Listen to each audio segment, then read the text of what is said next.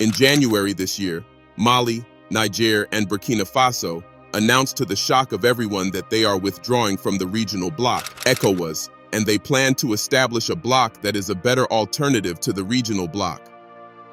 Since then, the Economic Community of West African States, ECOWAS, has been trying to reintegrate these three countries into the bloc. The bloc has tried everything from imposing sanctions, issuing threats, and even sending high-level diplomats, including Senegal President Diomaye Faye, on a mission to bring back these three countries to the bloc. However, despite their efforts, Mali, Niger, and Burkina Faso have refused to rejoin the bloc and have even gone ahead to form a new bloc, known as the Alliance of the Sahel State, AES. The question is, why is ECOWAS so desperate to win them back? And what new measures is the ECOWAS bloc attempting to implement to bring Mali, Niger, and Burkina Faso back to the bloc? Let's find out. As we said at the beginning of the video, Mali, Niger, and Burkina Faso formally withdrew from the regional bloc earlier this year after months-long tension between both parties.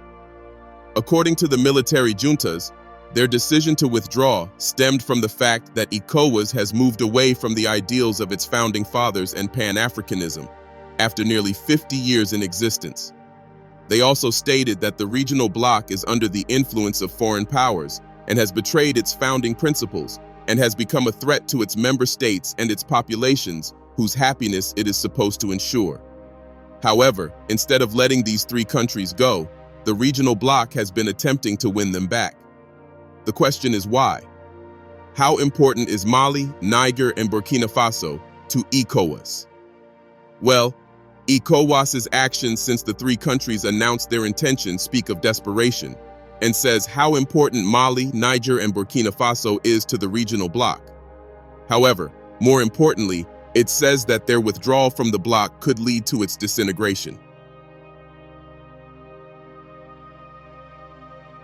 This notion was confirmed by the president of ECOWAS, Omar Touré, during the 92nd Ordinary Session of the Councils of Ministers held in Abuja, Nigeria, in July. Speaking at the meeting, Omar said that ECOWAS risks disintegration unless Mali, Niger, and Burkina Faso return to the bloc. He also added that the decision of the three countries could worsen insecurity in the region. The president then highlighted that freedom of movement and a common market of 400 million people were some of the major benefits of the near 50-year-old bloc, but that these were under threat if the three countries left. Speaking directly to the leaders of Mali, Niger, and Burkina Faso, Touré stated that funding of economic projects worth over $500 million in Burkina Faso, Mali, and Niger could also be stopped or suspended unless they return to the bloc. Considering these benefits, it is evident that disintegration will not only disrupt the freedom of movement and settlement of people, but it will also worsen insecurity in the region, he said. The three countries' withdrawal will be a major blow to security cooperation, particularly in terms of intelligence sharing and participation in the fight against terrorism, he added. This obviously speaks of how desperate ECOWAS is to bring Mali, Niger, and Burkina Faso back to the bloc. However, the bloc's initial approach to the issue is nothing to write home about and only confirms what the three countries have been saying, and which is that ECOWAS has become a threat to its member states. Think about the statement made by the president of ECOWAS during the July meeting, for instance. He said that the funding of economic projects worth over $500 million in Burkina Faso, Mali, and Niger could also be stopped or suspended unless they return to the bloc. Doesn't that sound like a threat? How can threatening these countries cajole them to return to the bloc? Did the president of ECOWAS forget that money doesn't move these military juntas? Or did he forget what happened immediately after the coup occurred in these countries? After the coup, all financial aid from the West, usually enjoyed by the government and even accounted for a major part of their financial yearly budget, was suspended. The military juntas were given an ultimatum that if they wanted to resume receiving aid, they had to return to civilian rule. But did that change their decision? Of course not. And guess what? They survived and will continue to survive. So, they do not need the money. Now, speaking of free movement and settlement of people, which is about the only thing ECOWAS has managed to achieve in its 50-plus years of existence, the members of AES are also promoting free movement within the member countries. It might become difficult for citizens of AES to move freely within ECOWAS member countries, but it is not the end of the world. The citizens will still survive. Besides, it's only a matter of time before the AES members will sign an agreement with the individual members of ECOWAS regarding trade and movement of people. So, from what we can see, the only one at a loss is ECOWAS, which risks disintegrating, which will most likely happen because Mali, Niger, and Burkina Faso have left the bloc for good. This is probably why ECOWAS decided to change its approach. Speaking in an interview with the news agency of Nigeria, NAN, in Abidjan, Ivory Coast, on the sidelines of the committee's delocalized meeting in the Ivorian capital city, the Deputy Speaker of Nigeria's House of Representatives, Benjamin Kalu, stated that ECOWAS is implementing another measure in an attempt to bring back Mali, Niger, and Burkina Faso, known as parliamentary diplomacy. Benjamin Kalu says the ECOWAS Parliament is deploying parliamentary diplomacy mechanisms to mitigate Mali, Burkina Faso, and Niger's threats to exit the sub-regional bloc. He added that there was no cause for alarm over the bloc's perceived existential threat posed by violent extremism and the exit threats from ECOWAS by the three West African countries. In his own words, there are already mechanisms in place through parliamentary diplomacy to reach out to them. Letters have been sent to them, and very soon, some of us will start visiting those countries to engage the heads of government.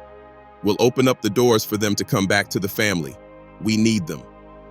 The Deputy Speaker further added that, we'll tell them, for instance, that, granted, maybe they were offended by one or two things, but let us sit down again and discuss. You can't just forget them and say it doesn't matter, that they can go on their own. No, we have to reach out to them and say we are better off as one family. I'm sure it's going to work. However, he noted that in the event of a worst-case scenario where the three countries go ahead and exit, ECOWAS would not be threatened financially. According to him, there is a clear definition of the sources of ECOWAS revenue.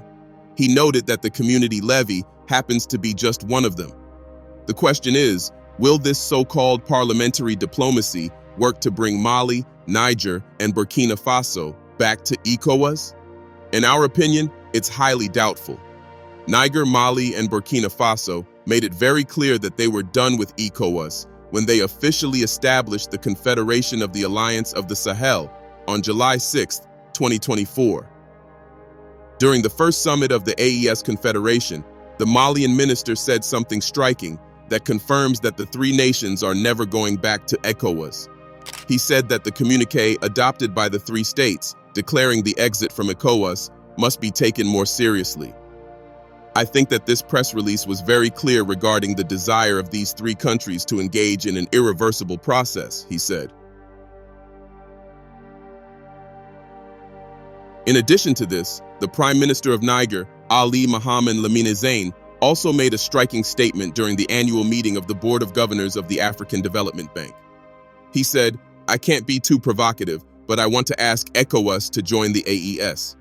There are ECOWAS countries that would probably want to join the AES because the culture of sovereignty and dignity of the continent exists within the AES." What does this mean? In a meeting where member countries of the regional bloc, ECOWAS, were present, the Minister of Niger used that forum to encourage all of them to leave ECOWAS, thereby dismantling the bloc, which has been in existence for about 5 decades, and joining the AES, and formed by Niger, Mali, and Burkina Faso. So, given the fact that the Prime Minister of Niger has extended an invitation to members of ECOWAS to join the AES, knowing fully well about ECOWAS plans, it means that they have no intention of returning back to the regional bloc, no matter what. On several occasions and interviews, President Traoré of Burkina Faso has also stated that members of the AES have no business with ECOWAS, and their focus is on building the AES Confederation. So, we can rightly conclude that the new strategy by the regional bloc, ECOWAS, would not be successful. Maybe if they hadn't formed the AES bloc, there might have been a chance for them to rejoin ECOWAS, but as it is now, there is certainly no chance. It's possible that ECOWAS also recognizes this fact, and that is why the Deputy Speaker of Nigeria's House of Representatives, Benjamin Kalu, said that in the event of a worst-case scenario, where the three countries go ahead and exit, ECOWAS would not be threatened financially. This means the regional bloc has begun to prepare for the possibility that Mali, Niger, and Burkina Faso have left the bloc for good. What are your thoughts? Let us know in the comments section below. Don't forget to like, subscribe, and share this video.